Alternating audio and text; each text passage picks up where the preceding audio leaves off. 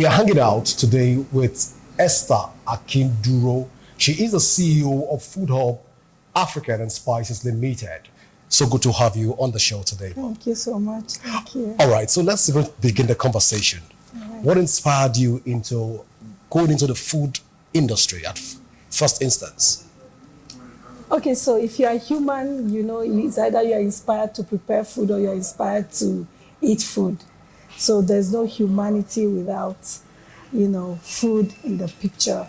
So actually, from a very young age, I started, admiring the way my late mother used to cook. And most times she would be making, food for the family. And I would be using the leftovers from the things that she had already rejected to create my own, my own kind of menu. So it was an interesting thing for me, and it grew. And because I joined her in, helping sell some of the food, I joined her in helping serve the people that, she normally would serve. And I saw how passionate she was. And she was a very, in fact, exceptionally good, excellent cook, for that matter. So, and I learned a lot from her. So that kind of, the way that people received the food that she made me feel like, oh, she's playing a very important role in their lives. And for me, that's something that made me to continue to develop that liking for food. Amazing. All right, so let's talk about the name, Food Hub African and Spices Limited. How were you able to come up with such a name? The name sounds very unique and of course, it's catchy. Okay, so Food Hub, the whole idea of Food Hub came to me when I was in the US. Actually, I'm an interior designer and decorator by profession, but by passion, I'm a cook, and I'll remain a cook for life. I just love the idea of nourishing people, feeding people, creating that, delicacy that they enjoy, So I was in the US and I went to have my last child, and that idea, I was telling God that, look, I want to do something that I would love to continue to do. I love what I was doing at the time, but I just said to myself, I'm somebody who likes to always reinvent myself.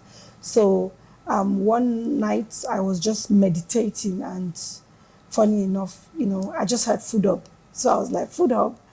So I started getting inspired, the different aspect of food, what it should be like. So I took some trips to some locations to ask questions about African Nigerian food, how it is being received in the US, what are the uniqueness that are being exposed, and all that. And eventually I came up with a document and called one of my friends. He was in Atlanta at the time. So when he saw that document, he said, no, we have to register this as a company, And he was very excited about it. And we did that.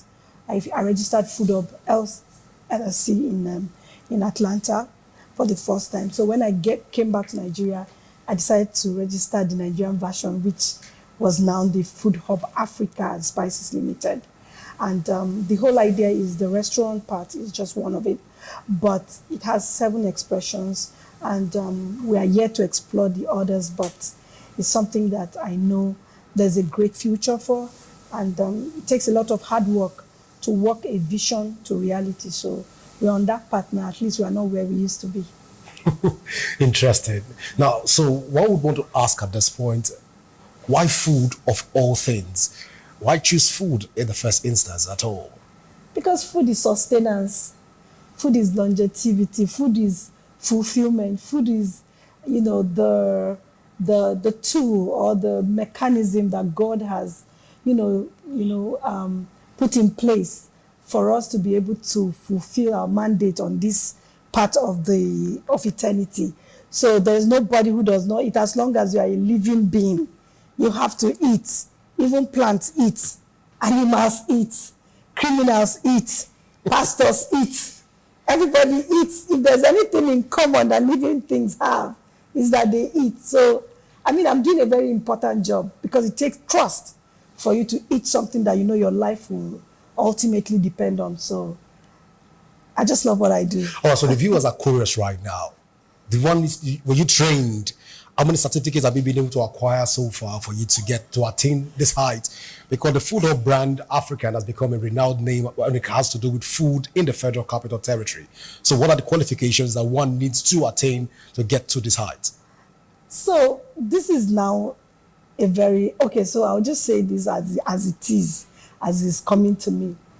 You see, I'm not somebody who, I believe that you should be educated for whatever you want to do in life, but I'm not somebody who believes that you should be limited because you don't have the opportunity to go the regular road that every other person. I mean, there are people who really want to go to school and they can't, but then they are gifted. I mean, this is a skill that it requires your skill, it requires your passion, your commitment, your resilience. So, yes, I studied catering and hotel management. I have a certificate, but that is not the reason why I am on this path. The reason why I'm on this path is because I realized that it's something that I truly love. I love to do it. I can cook from morning till night. I don't feel tired. And I can cook without being paid. I'm not saying I don't want to be paid, right? I'm being paid now for the cooking I'm doing. So, but really, the truth is I can cook without being paid. So for me, it's something that, you should be schooled in what you are doing. And as we continued, I began to attend, workshops, exhibitions across the continent, just to explore, the love for food. I want to see how different cultures interpret food. I believe food depicts the temperament and the history of a people. Food is bigger than just eating, where I am concerned. So that is what education, whether informal or formal, does to you, because it also gives you an insight to what you are doing. So I studied catering and hotel management, and I worked in Mr. Biggs for some years. Apart from the, hawking, the frying of akara, the roasting of corn, the selling of moi moi. I mean, even in Abuja, there was a time that I was taking moi moi to, when BlackBerry came out newly, people could place order. Like I take the orders on Friday, then I hadn't even fronted any restaurant. I take the orders on Friday, and on Saturday morning when they are playing tennis, in the present Nikon luxury, I don't know what it's called now, I just take the food, the moi moi there, and they buy or eat. They buy off everything. So food for me is something that you continue to evolve, you gain mastery over, and you continue to see the way people, enjoy what you are doing, and then you are empowered by that also. So I believe in people expressing their gifts, whether in the course of the journey you decide to study about it, fine, but don't let it be a limitation. I don't believe that you should be limited by anything at all when it comes to expression of your gifts. Interesting. Now, there's food, there is business, and there is now the food business. For you, how have you been able to cope with the food business angle? Because most people can cook, and most people understand the whole rudiments and methodology of business.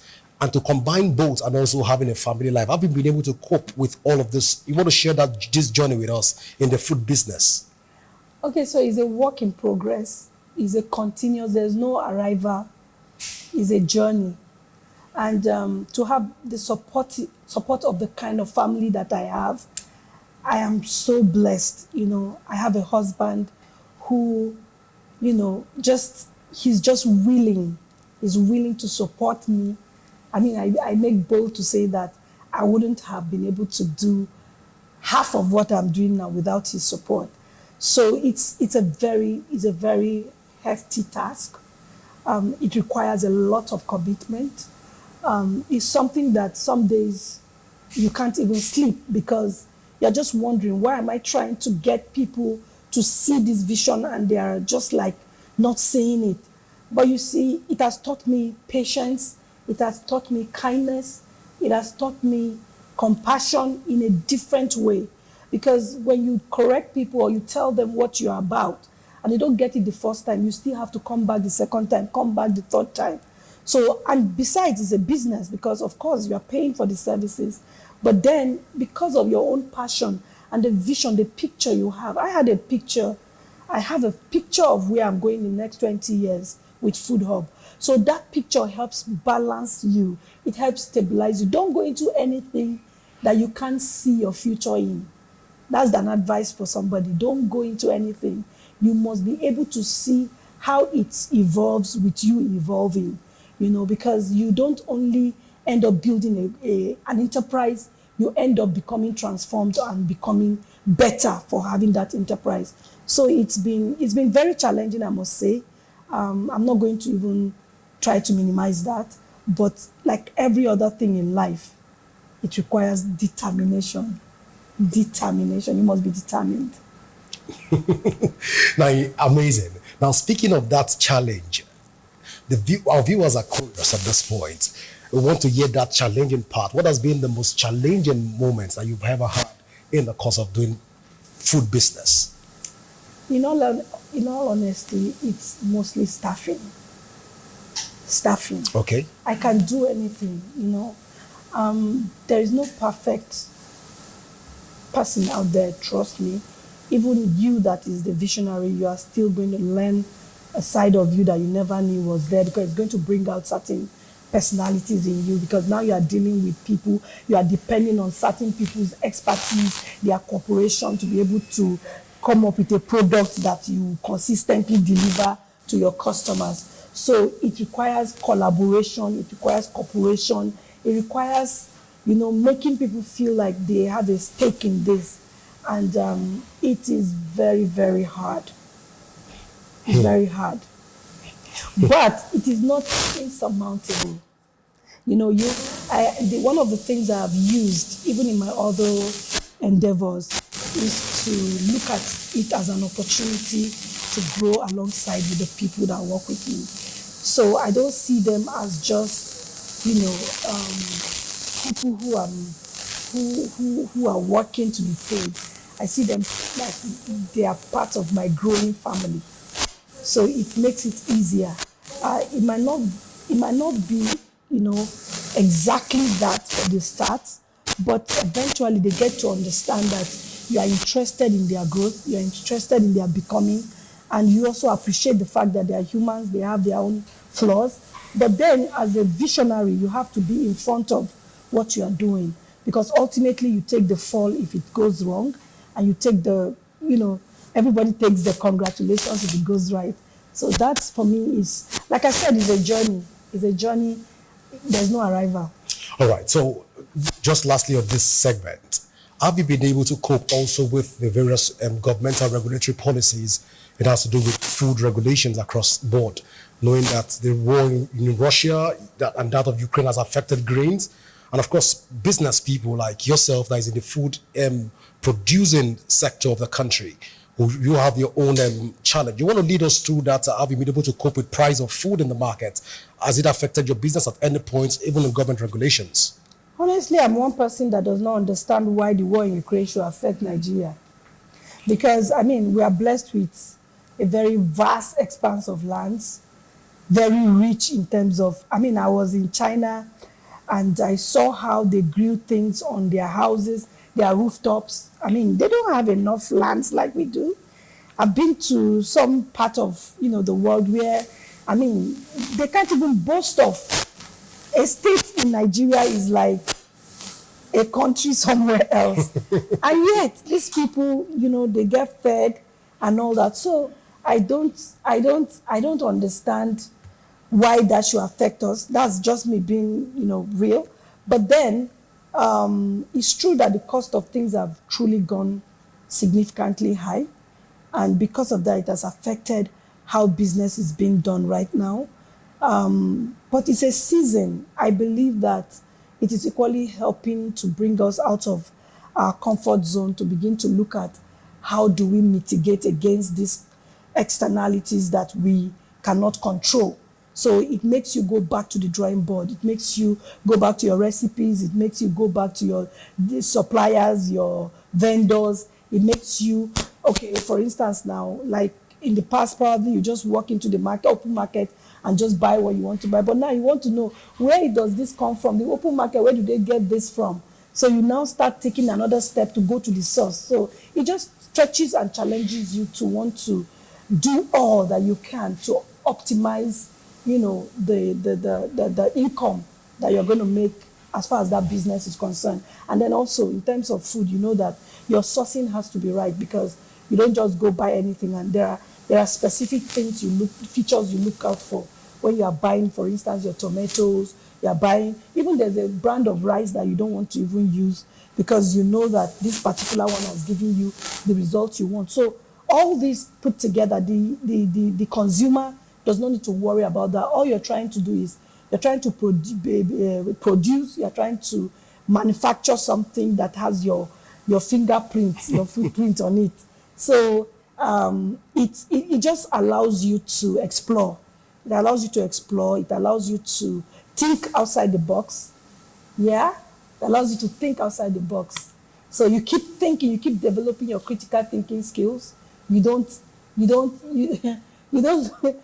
depend on, what the government says, even though the government can do so well by, putting together policies that will encourage entrepreneurs like myself. But then, no matter what, I think we have, as a people, we have the resilience to be able to go beyond the present challenges that we are. And we are hopeful. We are hopeful that things will truly get better. Speaking of things getting better, let's even add this to it. Technological advancement is currently ravaging the whole world, and the whole world is getting technologically advanced. So are there technological inputs that Food Hub is currently looking at or is already using to advance its productivity? Okay, so for now, apart from the regular equipment that we have, of course, you know that there's also the software that allows you to be able to, go through your inventory without necessarily doing it manually. And then it allows you to also know when to stock up and when you are stocking out. And then there are also other avenues where you can distribute or you can sell the things that you produce. For instance, you have all this Jumia food, you have Glovo, and the rest of it like that. So it's a good thing, it's an advantage for the business, because it means that you can have multiple people coming in to buy what you have, even without necessarily walking into the restaurant space. So it allows you to distribute, to cover more in terms of how far you can. And then we have our deliveries and all that. So sometimes it's not until the customer comes into it, you can also take it to them, and in the comfort of their office, in the comfort of their meetings and their houses. So, all right, viewers, we'll go for a short break right now. When we come back, we'll be going to the second segment, and at that point, we'll be going personal on Esther Akinduro. Please go nowhere as CEOs Hangout continues in a moment.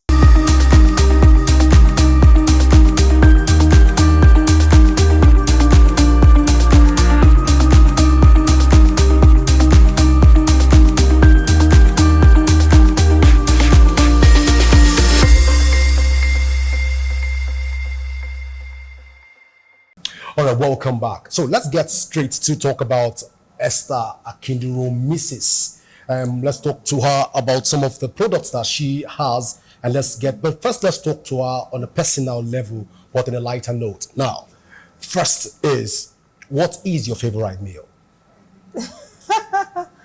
I'm a very local woman.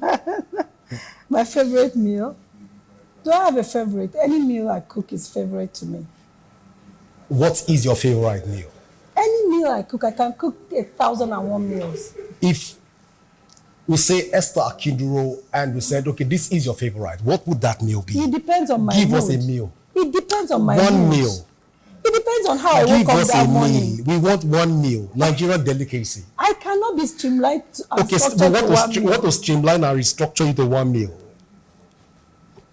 Jollof rice, if you want to. Party jollof rice. Nigeria or Ghana? No, now, why are you? How can you bring Ghana into Nigerian discussion?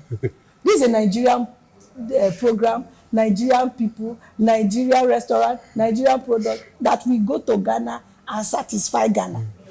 Ghana is too for Nigeria. Ghana receives inspiration from Nigeria. Nigeria is big brother. So please. Amazing.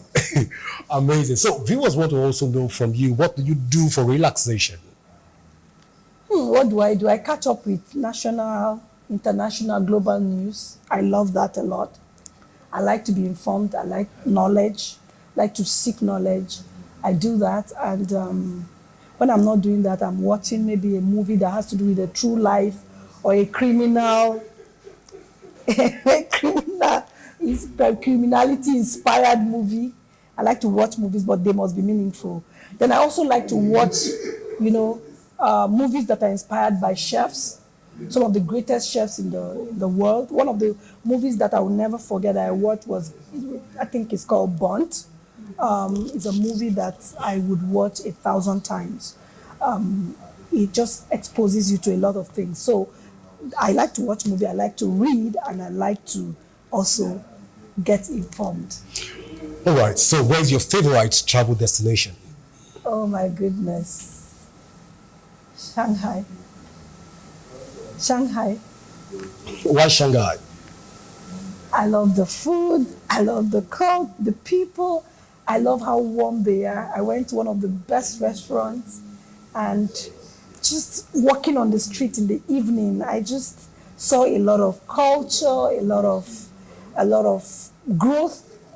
I saw a lot of acceptance. Maybe it's just me, but I just love that place. It's kind of cool. There's nature there. There's just something about that place. After Nigeria, though. So which CEO inspires you the most? The CEO that inspires me the most. I have to be honest here. I think is Mrs. B of Neteto. I want to stay Nigerian. Of course, I have other people I admire outside Nigeria, but I want to stay local for the purpose of this interview. All right. Yes. So your favorite book of all time? My favorite book of all time is Surrounded by Idiots. Is it the title of the book? Yes, please. Surrounded by Idiots. Yes. All right, so if you are opportune to talk to a younger version of yourself, young Nigerians, you want to advise them and want to leave words with them at this point, your viewers are listening right now, what word would you want to say to younger Nigerians? I'll just say, don't be scared to jump in. You'll grow wings as you jump. Don't be scared to dare. You'll become that which you have envisioned. Don't be afraid to dream. You are not limited by what you don't have. You are limited by what you don't use. Behind the side beans and one of your products, you mind talking or sharing with us what they are or what they do? Okay, these products are, of course, everything you have in Food Hub is prepared with love. That's the most important ingredient for anything we produce here for the consumption of people. So we love the people we cook for. We love what we do. So that's why this will taste different, because it hits different. This is tiger nut. Tiger nut is aya. We call it aya in the north, and maybe there are other languages that call it other names, probably. And it's very organic. It's an extraction of that particular nut. It's milky, and it's very nourishing, and it's not too sweet. We don't believe in adding extra sweets to anything we do. We just want you to enjoy the natural taste, because I believe that food is very medicinal. I believe that food is very important, and it has both curative and preventive properties. So this is tiger nut from Food Hub, and we have a lot of spices in it, apart from the tiger nut itself. And this one is zobo. This is our signature zobo. I mean, there are people. The much talked about zobo in Abuja. Trust me, if you take this zobo, you will zoom to your dreams. It's the zobo of the dream to the dreamland. The zobo to the dreamland. Zoom into your dreams. It's okay. But really, on a serious note, this is very concentrated. This is hibiscus. I mean, this is very good for. It's a blood thinner. It's very, very good, and it is very rich in terms of what we have in here. I can't give you all the list, but I mean, for the purpose of health, I'll tell you that we have some ginger in it, we have some cloves in it, we have some dates in it and all that, pineapple in it. So it's something that you want to try. And yeah. I was waiting to hear that we have some love in it also. No, love has is the become a first spice. base. Okay. Love is the first base. The moment we carry anything is love. Well, we can't wait to have a test of this. After now, we'll be going straight up to also have a feel of different delicacy that makes up the food hub at this point in time. Well, stay with me as we get to the table to see what food means in the food hub empire. I am Godwin Sunday, and we go on the segments.